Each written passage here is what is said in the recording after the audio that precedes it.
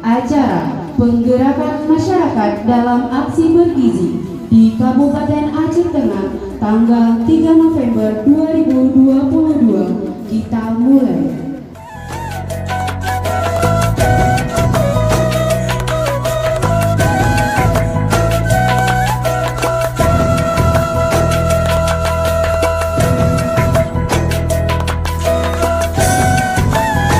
Mudah-mudahan kegiatan ini dapat berjalan dengan baik dan lancar nantinya, sehingga menghasilkan